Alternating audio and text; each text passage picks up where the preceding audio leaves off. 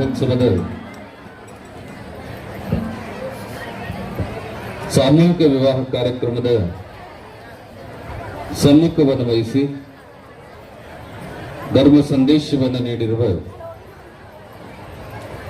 ನಾಗಣಸೂರು ಬೊಮ್ಮಲಿಂಗೇಶ್ವರ ಸಂಸ್ಥಾನ ಹಿರೇಮಠದ ಶ್ರೀಗಳವರ, ಕಲ್ಲಹಿಪ್ಪರಗಾದ ಶ್ರೀಗಳವರ, ಆಳಗಿ ಚಂದನಕೇರದ ಶ್ರೀಗಳವರ, ತದ್ದೇವಾಡಿಯ ಮಹಂತೇಶ ಶಾಸ್ತ್ರಿಗಳವರ, ಶಾಸಕರ ಸಹೋದರರಾದ ಬಸವಂತರಾಯಗೌಡ ಪಾಟೀಲ್ ಅವರು, ಒಳ್ಳೆದೆಲ್ಲ ಗಣ್ಯಮಾನ್ಯ ಸಜ್ಜನರು, ಊರಿನ ಮಠಸ್ಥರಾದ ಮಲ್ಲಯ್ಯನವರು, ಯಾವತ್ತ ಮಹೇಶ್ವರ ಬಂಧುಗಳವರೇ, ಪುರೋಹಿತರೇ, ಪಂಚ ಕಮಿಟಿಯ ಸರ್ವ ಸದಸ್ಯರುಗಳೇ, ಗೃಹಸ್ಥಾಶ್ರಮ ಪ್ರವೇಶವನ್ನು ಮಾಡಲಿರುವ ನೂತನ ದಂಪತಿಗಳವರೇ, ಅಪಾರ ಸಂಖ್ಯೆಯಲ್ಲಿ ಆಗಮಿಸಿರುವ ಭಕ್ತ ಬಂಧುಗಳೇ, ತಾಯಂದಿರೇ, ಮಾಧ್ಯಮ ಪ್ರತಿನಿಧಿಗಳವರೇ, ಮುದ್ದು ಮಕ್ಕಳೇ ಸೇರಿದಂತೆ ನಿಮ್ಮೆಲ್ಲರಿಗೂ ಜಗದ್ಗುರು ಪಂಚಾಚಾರ್ಯರು, ಉಜ್ಜಯಿನಿ ಪೀಠದ ಕ್ಷೇತ್ರನಾಥ ಜಗದ್ಗುರು ಮರಳು ಸಿದ್ಧರು, ಜಗನ್ಮಾತೆ ಗೌರಿದೇವಿ, ನಿಮ್ಮೆಲ್ಲರ ಆರಾಧ್ಯ ದೈವ ನಂದಿ ಬಸವೇಶ್ವರನ ಅನುಗ್ರಹ ಆಶೀರ್ವಾದ ನಿಮ್ಮೆಲ್ಲರ ಮೇಲೆ ಸದಾಕಾಲ ಇರಲಿ ಅನ್ನುವಂತಹ ಅನಂತ ಸನ್ಮಂಗಲಗಳನ್ನು ಅನುಗ್ರಹಿಸ್ತಕ್ಕಂಥವರಾಗಿದೆ.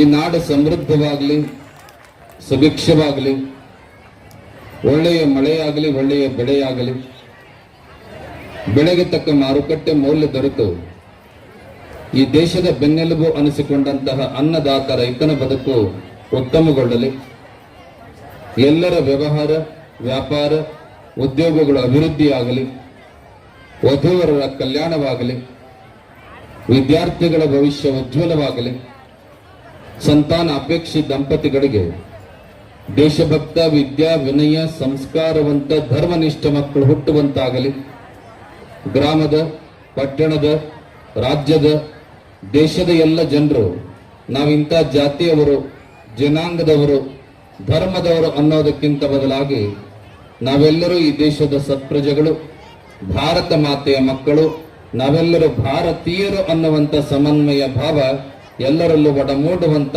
ಆಗಲಿ ಅನ್ನುವಂತಹ ಅನಂತ ಸನ್ಮಂಗಲಗಳನ್ನು ಮತ್ತೊಮ್ಮೆ ಮಗದೊಮ್ಮೆ ನಿಮ್ಮೆಲ್ಲರಿಗೂ ಆಶೀರ್ವಾದ ಮಾಡತಕ್ಕಂಥವರಾಗಿದ್ದೇವೆ. ಅವಾಗ ಕನ್ನಡದೊಳಗೆ ಒಂದು ಗಾದಿ ಮಾತದ, ಹೆಣ್ಮಕ್ಳು ಲಕ್ಷ್ಯ ಕೊಡ್ರಿ ಕಡೆಗೆ, ಮಾತು ಬೆಳ್ಳಿ ಏನವ ಮುಂದೆ ಹೇಳ್ರಿ, ಮಾತು ಬೆಳ್ಳಿ ಮೌನ ಬಂಗಾರಲ್ಲ. ನಿಮಗೆಲ್ಲ ಬೆಳ್ಳಿ ಮೇಲೆ ಹೆಚ್ಚು ಜೀವದನ, ಬಂಗಾರದ ಮೇಲೆ ಹೆಚ್ಚು ಜೀವದನ? ಯಾವುದ್ರ ಮೇಲೆ ಹೆಚ್ಚು ಪ್ರೀತಿ ಅದ? ಬಂಗಾರದ ಮೇಲೆ ಅದಲ್ಲ. ಮತ್ತು ಬಂಗಾರದಂತ ನಂದಿ ಬಸವೇಶ್ವರನ ಬಂಗಾರದಂತದ ಆಶೀರ್ವಾದ ಸಿಗಬೇಕು ಅಂದ್ರೆ ಹೆಂಗ್ ಕೊಡಬೇಕು? ಮನೆಯಂದ್ರ ಆಡಿನ ಇರ್ತದ, ಮನೆಯಾಗೂ ಮಾತಾಡ್ತೀರಿ, ಮಾತಿಗೆ ಹೊಡಿತೀರಿ ನೀವೆಲ್ಲ ಹೆಣ್ಮಕ್ಳು. ಮಾತು ಕಲಿಸಿದಾಕೆ ಮಾತೆ, ಹೌದಾ? ಒಂದು 10 ನಿಮಿಷ ಸಮಾಧಾನವಾಗಿ ಕುತ್ಕೊಳ್ರಿ ನೋಡೋಣ. ದೇವಸ್ಥಾನಕ್ಕೆ ಬಂದಾಗ ಗುರುಗಳ ಹತ್ರ ಬಂದಾಗ ನೀವು ಮಾತಾಡಬಾರದು, ದೇವ್ರು ಮಾತಾಡಬೇಕು. ನಂದಿ ಬಸವೇಶ್ವರ ನಿಮ್ಮನ್ನ ಕರೆದು ಮಾತಾಡಿಸ್ಬೇಕು. ಹಂಗ ನಿಮ್ಮ ಮೌನ ಶಕ್ತಿ ಇರಬೇಕು, ಭಕ್ತಿ ಶ್ರದ್ಧೆಗಳನ್ನು ಅರ್ಪಣೆ ಮಾಡಬೇಕು. ಪಂಚ ಕಮಿಟಿಯವರು ಕಳೆದ ಅನೇಕ ವರ್ಷಗಳಿಂದ ಇಷ್ಟು ಚಂದ ಕಾರ್ಯಕ್ರಮ ಮಾಡ್ತಾರ, ಸಾಮೂಹಿಕ ಮದುವೆ ಮಾಡ್ತಾರ, ಜಾತ್ರೆ ಮಾಡ್ತಾರ. ಯಾರಿಗೋಸ್ಕರ ಅಂದ್ರೆ ಅದು ಭಕ್ತರಿಗಾಗೆ ಮಾಡೋದು.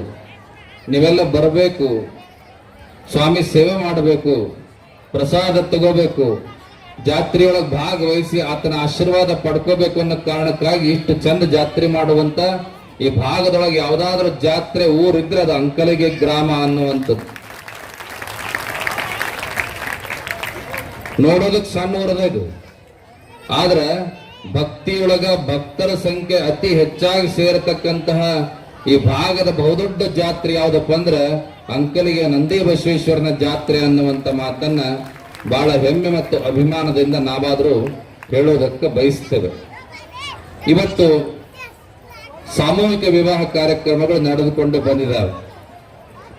ಮಾತನಾಡಿದಂತ ನಮ್ಮ ಕಲ್ಲು ಹಿಪ್ಪರಗಾದ ಮತ್ತು ನಾಗಣಸೂರಿನ ಶ್ರೀಗಳವರು ಈ ಕ್ಷೇತ್ರದ ಕುರಿತು, ಮದುಮಕ್ಕಳ ಕುರಿತು, ಪೀಠದ ಕುರಿತು ಬಹಳ ಮೆಚ್ಚುಗೆಯ ಮಾತುಗಳನ್ನು ಆಡಿದ್ದಾರೆ. ಇಲ್ಲಿ ಆರಂಭದೊಳಗೆ ಒಂದು ಶ್ಲೋಕ ಹೇಳಿದೆ ನಿಮಗೆ. ವಾಗರ್ಥವಿವ ಸಂಪೃಕ್ತ ವಾಗರ್ಥ ಪ್ರತಿಪತ್ತಿಗೆ ಜಗತಃ ಪಿತರ ಒಂದೇ ಪಾರ್ವತಿ ಪರಮೇಶ್ವರ ಒಂದು. ಜಗತ್ತಿನೊಳಗೆ ಮುಕ್ಕೋಟಿ ದೇವತೆಗಳನ್ನ ಉಲ್ಲೇಖ ಮಾಡ್ತಾರೆ ಶಾಸ್ತ್ರದಲ್ಲಿ. ಆದ್ರೆ ಆ ಮುಕ್ಕೋಟಿ ದೇವತೆಗಳಲ್ಲಿ ಜಗತ್ತಿನ ತಂದೆ ತಾಯಿಗಳು ಅಂತ ಕರೆಯೋದು ಇಬ್ಬರಿಗೆ ಮಾತ್ರ. ಯಾರಿಗೆ ಅಂದ್ರೆ ಪಾರ್ವತಿ ಪರಮೇಶ್ವರರಿಗೆ ಮಾತ್ರ.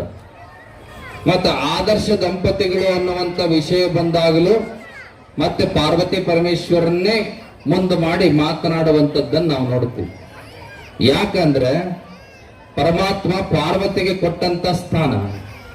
ಹಾಗೆ ಪಾರ್ವತಿ ಒಂದು ಸಂದರ್ಭದೊಳಗ ಪರಮಾತ್ಮನ ಪ್ರಾಣವನ್ನೇ ರಕ್ಷಣೆ ಮಾಡಿದಂತಹ ಶಕ್ತಿಯ ಪ್ರತೀಕವಾಗಿ ಅವರಿಬ್ಬರ ನಡುವಿನ ಅನುರೂಪದ ಅನುಪಮ ಬಾಂಧವ್ಯವನ್ನ ಒಂದು ವೃದ್ಧಿಸುವಂತ, ಪ್ರತಿನಿಧಿಸುವಂತ ವ್ಯಕ್ತಿತ್ವದ ಆದರ್ಶ ದಂಪತಿಗಳಾಗಿ ಜಗತ್ತಿನ ತಂದೆ ತಾಯಿಗಳಾಗಿರ್ತಕ್ಕಂಥವ್ರು ಯಾರು ಅಂದ್ರೆ ಪಾರ್ವತಿ ಪರಮೇಶ್ವರ ಅನ್ನುವಂತ ಮಾತನ್ನ ನೀವು ತಿಳ್ಕೋಬೇಕು.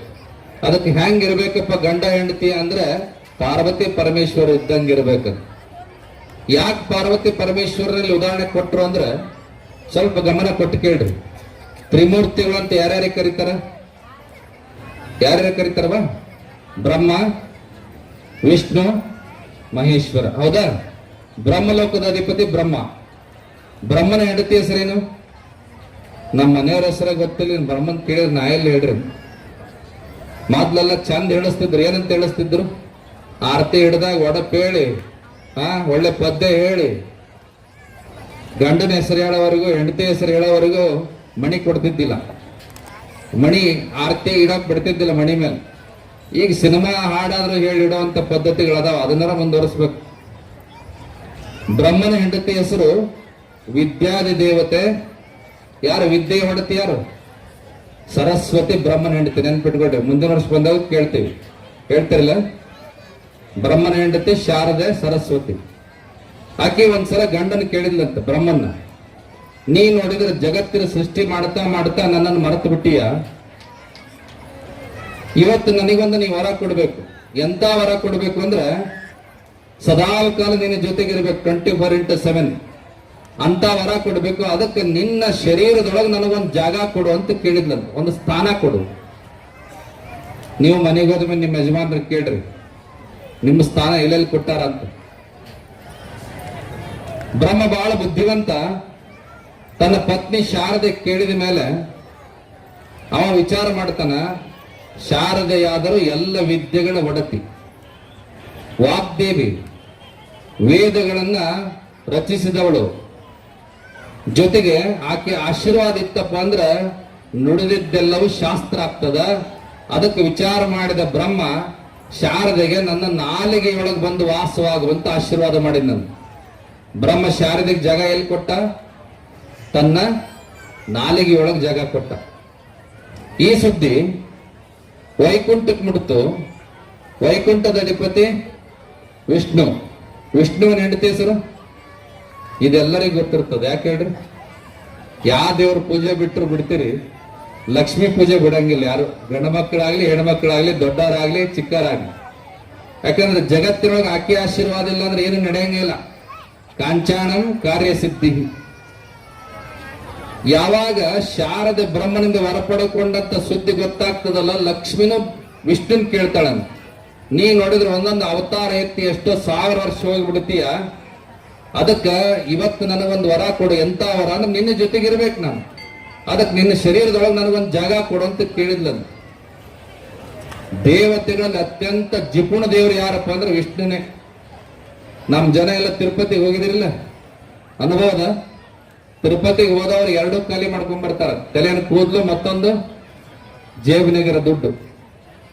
2 ಖಾಲಿ ಆಗ್ತಾವ ಅಲ್ಲಿ ಹೋದ್ರ. ಬಹುಶಃ ತಿಮ್ಮಪ್ಪ ಇಡೀ ಜಗತ್ತಿನ ಸಿರಿವಂತ ದೇವರಾತ. ಎಲ್ಲಾ ದುಡ್ಡು ಅವನಿಗೆ ಹೋಗ್ತವೆ. ಯಾಕಂದ್ರೆ ಲಕ್ಷ್ಮೀ ಪತಿ ಅವ. ಲಕ್ಷ್ಮಿ ಬೆನ್ನಿಗಿರೋದ್ರಿಂದ, ಜೊತೆಗಿರೋದ್ರಿಂದ ಎಲ್ಲಾ ದುಡ್ಡು ಅವನಿಗೆ ಹೋಗ್ತದೆ. ಕೂದಲ ಬಿಸ್ನೆಸ್ ಒಳಗೆ 100 ಕೋಟಿ ಅದಾವ. ಕೇವಲ ವಿಷ್ಣು ಲಕ್ಷ್ಮೀಪತಿ ಅಷ್ಟೇ ಅಲ್ಲ, ಪ್ರೇಮದ ದೇವತೆನೂ ಹೌದು. ಅದಕ್ಕೆ ಅವ ಏನ್ ವಿಚಾರ ಮಾಡ್ತಾನಂದ್ರ ಲಕ್ಷ್ಮಿ ನನ್ನ ಜೊತೆಗಿದ್ರೆ ನನಗ ಸಾರ್ಥಕ ಭಾವ ಬರ್ತದ ಅನ್ನುವಂಥದ್ದನ್ನ ವಿಚಾರ ಮಾಡಿ ತನ್ನ ಹೃದಯದೊಳಗೆ ನೀನು ಬಂದು ವಾಸವಾಗುವಂತ ಲಕ್ಷ್ಮಿಗೆ ಆಶೀರ್ವಾದ ಮಾಡಿದ್ದಾನೆ. ನೆನಪಿಟ್ಕೊಡ್ರಿ, ಬ್ರಹ್ಮ ಶಾರದಿಗೆ ಎಲ್ಲಿ ಕೊಟ್ಟ ಜಾಗನ? ನಾಲಿಗೆ ಒಳಗೆ. ವಿಷ್ಣು ಲಕ್ಷ್ಮಿಗೆ ಜಾಗ ಎಲ್ಲಿ ಕೊಟ್ಟ? ಹೃದಯದೊಳಗೆ ಕೊಟ್ಟ. ಈ ಸುದ್ದಿ ಕೈಲಾಸಕ್ಕೆ ಮುಟ್ಟಿತು. ಕೈಲಾಸದ ಅಧಿಪತಿ ಶಿವ, ಶಿವನ ಧರ್ಮಪತ್ನಿ ಪಾರ್ವತಿ. ಪಾರ್ವತಿ ವಿಚಾರ ಮಾಡ್ತಾಳ, ನಾವೆಲ್ಲ 3 ಜನ ವಾರಗಿತ್ತರು, ಅವರಿಬ್ರು ಅವ್ರ ಗಂಡಂದರಿಂದ ವರ ಪಡ್ಕೊಂಡಾಳ ಅಂದ್ರೆ ನಾನು ಪಡ್ಕೊಳ್ಳಿಲ್ಲ ನನ್ನ ಗಂಡನಿಂದ ಅಂದ್ರೆ ನನ್ನ ಸ್ಟೇಟಸ್ ಏನಾಗ್ಬೇಕು? ಅದಕ್ಕೆ ವಿಚಾರ ಮಾಡಿದ ಪಾರ್ವತಿನು ಶಿವನನ್ನ ಕೇಳ್ತಾಳ, ನೀ ನೋಡಿದ್ರೆ ಭಕ್ತರ ದೇವರು, ಯಾರು ಶಿವನೇ ನನ್ನಪ್ಪ ಅಂತ ಕರೆದು ಬಿಟ್ರೆ ಸಾಕು ಓಡೋಗ್ಬಿಡ್ತೀಯ, ಭಕ್ತಿಯಿಂದ ಪ್ರೀತಿಯಿಂದ ಏನು ಕೇಳಿದ್ರು ಕೊಟ್ಟು ಬಿಡ್ತೀಯ, ಬೋಳೆ ಶಂಕರ ನೀನು.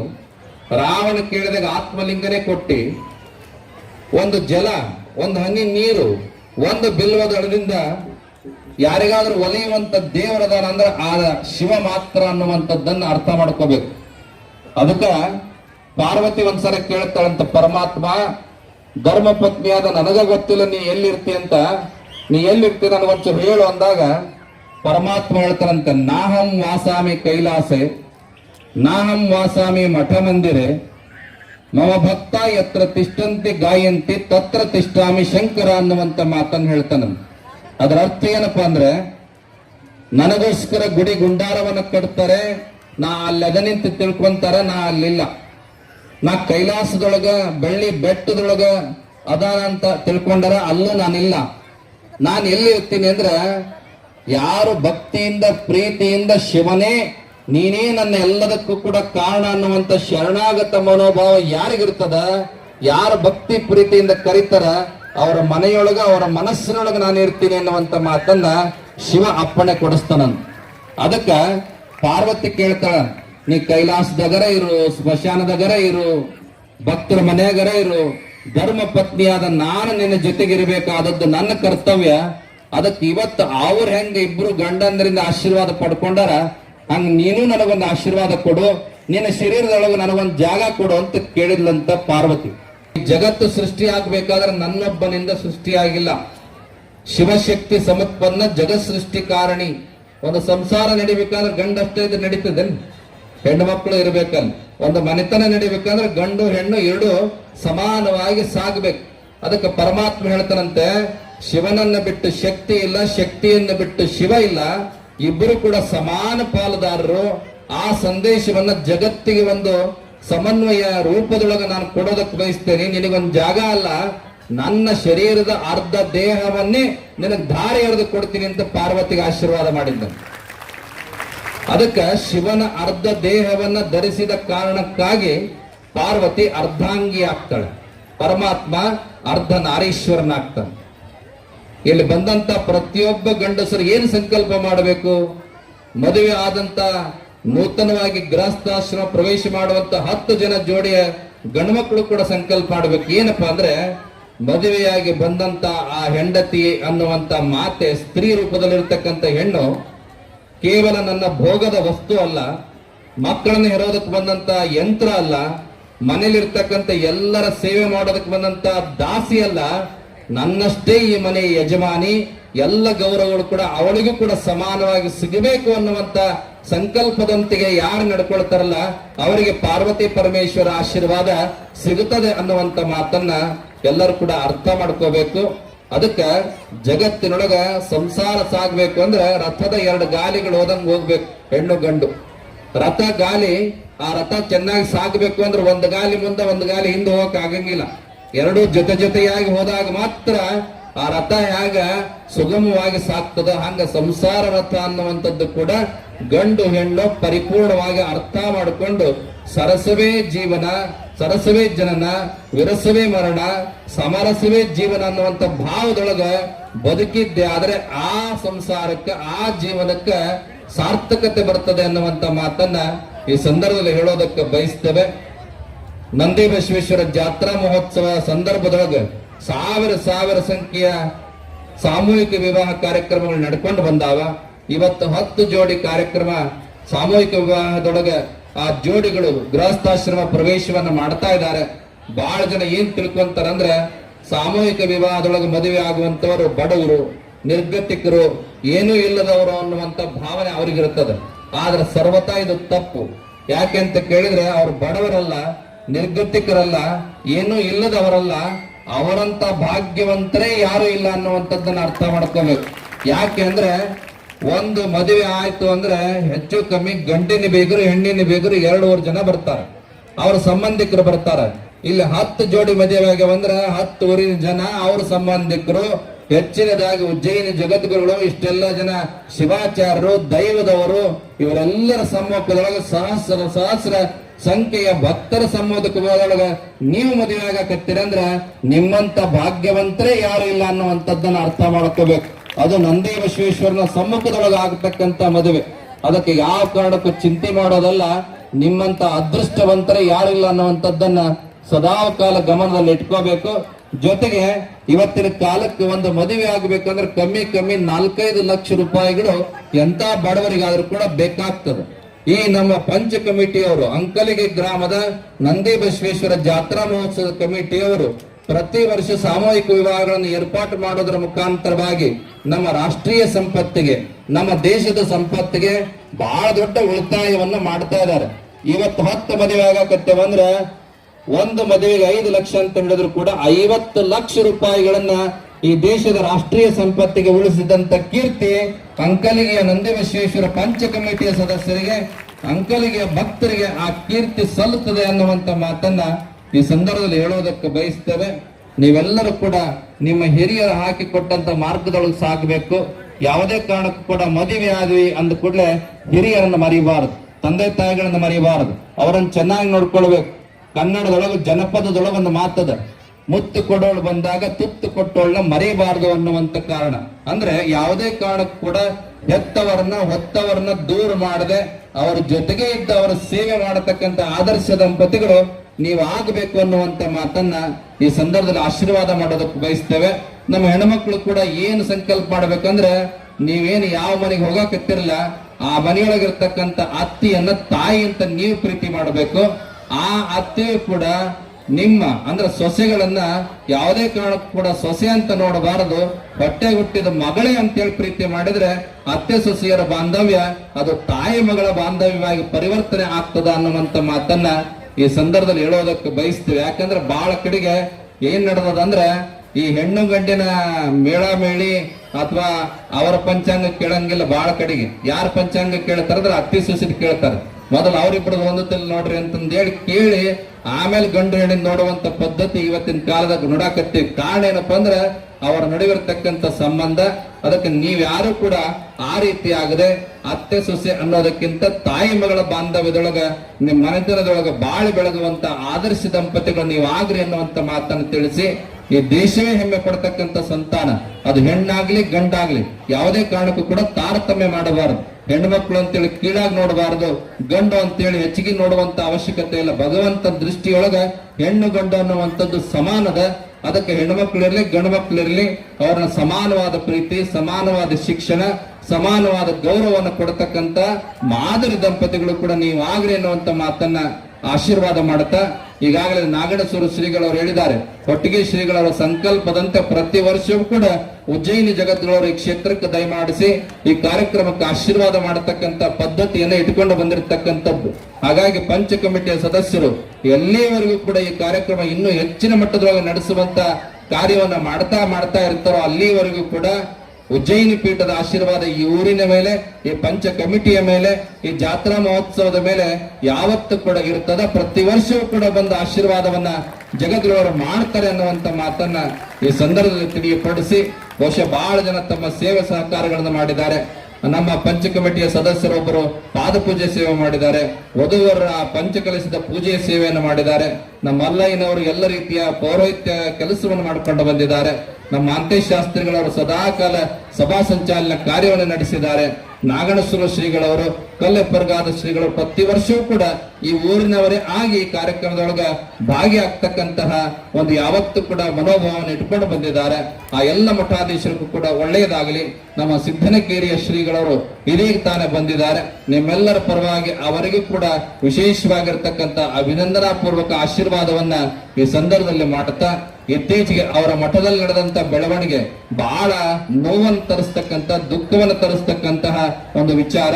ಬಹುಶಃ ಭಕ್ತರೆಲ್ಲರೂ ಕೂಡ ಮಠವನ್ನ ಪ್ರೀತಿಸಬೇಕು, ಗೌರವದಿಂದ ನೋಡಬೇಕೇ ಹೊರತು ಅಲ್ಲಿ ಆಡಳಿತ ಮಾಡುವಂತ, ಅಲ್ಲಿ ಅಧಿಕಾರ ಬೇಕು ಅನ್ನುವಂತ ಯಾವುದೇ ರೀತಿಯಾದ ಅಪೇಕ್ಷೆಗಳನ್ನ ಇಟ್ಕೋಬಾರದು. ಯಾಕಂದ್ರೆ ಅದೊಂದು ಸಿದ್ದೇಶ್ವರನ ಕ್ಷೇತ್ರ, ಅದು ಸಿದ್ದನಕೇರಿ ಅನ್ನುವಂಥದ್ದು ಬಹಳ ದೊಡ್ಡ ಮರಳು ಸಿದ್ದನ ಕ್ಷೇತ್ರವಾಗಿರ್ತಕ್ಕಂಥದ್ದು.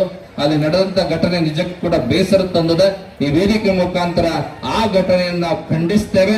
ಯಾವುದೇ ಸಂದರ್ಭದಲ್ಲೂ ಕೂಡ ಸಿದ್ದನಕೇರಿಯ ಶಟಸ್ಥಲ ಭೂಮಿ ರಾಚೋಟೇಶ್ವರ ಶಿವಾಚಾರ್ಯ ಶ್ರೀಗಳ ಜೊತೆಗೆ ಪೀಠ ಮತ್ತು ಎಲ್ಲ ಮಠಾಧೀಶರು ಸದ್ಭಕ್ತರು ಇರ್ತಾರೆ ಅನ್ನುವಂತ ಮಾತನ್ನ ಈ ವೇದಿಕೆ ಮುಖಾಂತರ ತಿಳಿಯಪಡಿಸಿ, ಬಂದಂತ ಎಲ್ಲರಿಗೂ ಸೇರಿದಂತ ನಿಮ್ಮೆಲ್ಲರಿಗೂ, ನೂತನ ದಂಪತಿಗಳವರಿಗೂ, ಆ ನಂದಿ ಬಸವೇಶ್ವರನ ಮೂಲ ಗೋತ್ರ ಪುರುಷ ನಂದಿಯ, ವಿಶೇಷವಾಗಿ ಮರಳು ಸಿದ್ದನ, ಸಿದ್ದೇಶ್ವರನ, ಎಲ್ಲ ಜಗದ್ಗುರುವರ ಸಂತ ಮಹಂತರ ಆಶೀರ್ವಾದ ಬಲದಿಂದ ಸುಖ, ಸಂಪತ್ತು, ಆಯುಷ್ಯ, ಆರೋಗ್ಯ ಭಾಗ್ಯ, ಒಳ್ಳೆಯ ಮಕ್ಕಳ ಭಾಗ್ಯ ನಿಮ್ಮೆಲ್ಲರಿಗೂ ಕೂಡ ಪ್ರಾಪ್ತವಾಗಲಿ ಅನ್ನುವಂತ ಮಾತನ್ನ ಆಶೀರ್ವಾದ ಮಾಡ್ತಾ, ಮತ್ತೊಮ್ಮೆ ಸರ್ವರಿಗೂ ಕೂಡ ಮಂಗಲವನ್ನು ಅನುಗ್ರಹಿಸಿ ನಮ್ಮ ಆಶೀರ್ವಚನ ಸಂದೇಶವನ್ನ पूर्णಗೊಳಿಸ್ತಾ ಇದ್ದೇವೆ. ओम शांति शांति शांति. अशा आणखी व्हिडिओ पाहण्यासाठी AK20 न्यूजला सबस्क्राइब करा, बेल आयकॉनला क्लिक करा, लाईक करा, शेअर करा. धन्यवाद. सर्व प्रकारच्या घरगुती वस्तू खरेदीसाठी एक परिपूर्ण भव्य दालन. ख्यातनाम व्यापारी श्री सुरेश सद्दलगी यांचे सद्दलगी एंटरप्राइजेस विविध प्रकारचे नामांकित कंपन्यांचे सोफा सेट, दिवान बेड, कपाट, पेट्या, ड्रेसिंग टेबल, डायनिंग टेबल, तिपाई, गादी, पलंग, उशा, खुर्च्या यासह फ्रीज, पंखे, कूलर, हीटर, पाण्याच्या टाक्या, बॅरल, वॉशिंग मशीन, वॉच अशा विविध दर्जेदार वस्तूसह वेगवेगळ्या प्रकारचे आकर्षक गिफ्ट आयटमही इथं उपलब्ध. एकदा आमच्या दालनात या आणि मनपसंत वस्तू खरेदी करा, तेही किफायतशीर दरात. तुम्ही ठेवा विश्वास, आम्ही देऊ दर्जेदार वस्तू. आमचा पत्ता सद्दलगी एंटरप्राइजेस, मुख्य चौक, Talwal station, taluka Akkalkot. Mobile number 9423 06 51 26 95 88 68 08 60. Shri Saddalgi बंधू म्हणजे जिव्हाळा आणि आत्मीयतेने वागणारी आपलीच माणसं. तळवळ भागातील वस्त्रवैभवात भर घातलेल्या Shri SP Kasar and sons यांच्या Mahavir cloth centre and jeans corner येथे विविध प्रकारच्या ब्रँडेड कपड्याचं fresh stock, suiting, shirting, readymade, hosiery यासह विविध नामांकित कंपन्यांच्या साड्याचं भरगच्च स्टॉक. कपडे खरेदीसाठी तात्काळ भेट द्या. पत्ता Mahavir cloth stores and jeans corner, देवी मंदिरासमोर, अक्कलकोट रोड, तळवळ स्टेशन, तालुका अक्कलकोट.